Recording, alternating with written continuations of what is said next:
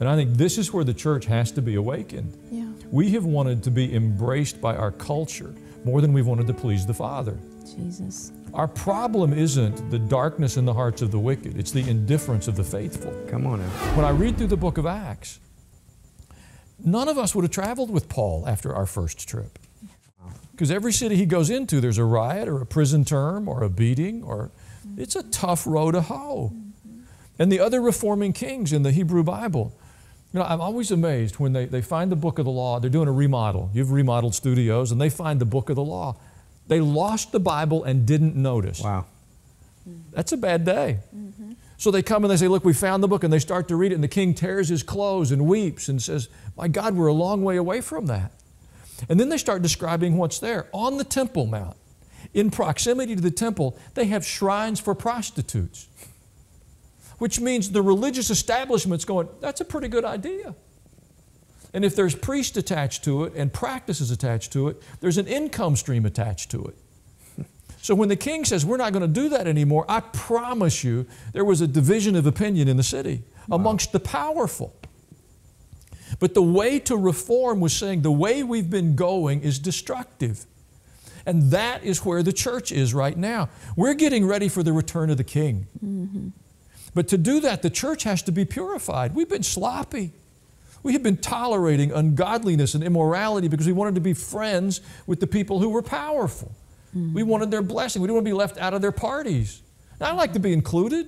I don't want to be obnoxious or angry or mean-spirited or condemning, but I intend to honor the Lord. Yes. And that's a change of cadence for us.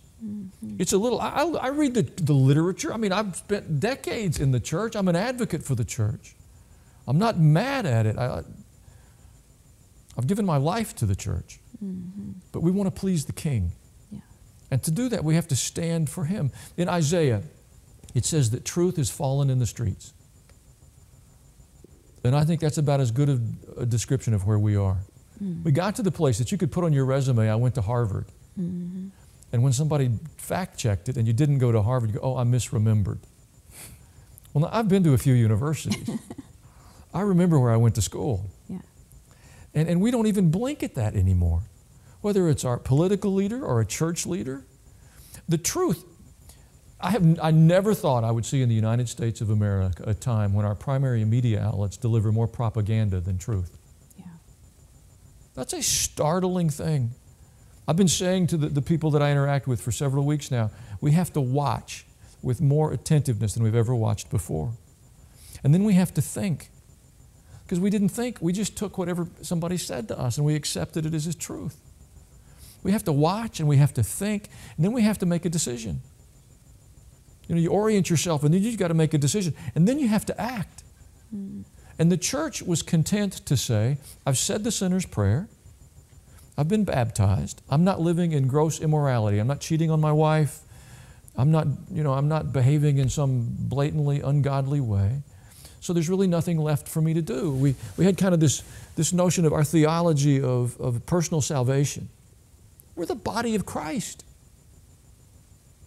We have a life assignment to be salt and light. And in 2020, God is awakening us to that.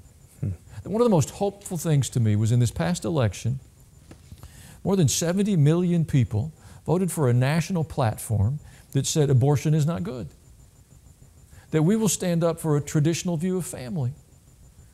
You know, on a national level, politics are not about individual personalities or candidates. They're about platforms. Because the parties tell us what they're going to advocate for. And more than 70 million Americans recently stood up and said, we don't think the government should fund abortion. We don't think you should be able to terminate the life of a child in the third trimester of a pregnancy, or the first trimester either, but the third trimester just seems heinous. And more than 70 million Americans stood up and said, I agree, that's not good. One of the most hopeful things in my lifetime. In fact, I believe the disruption we're walking through now is God's response. I think just the unsettled nature around the election, you know, whatever the outcome is a reflection of the hearts of those millions of people that said, there's a biblical set of values that we will stand up for. We're not just going to go sit in our churches and sing hymns.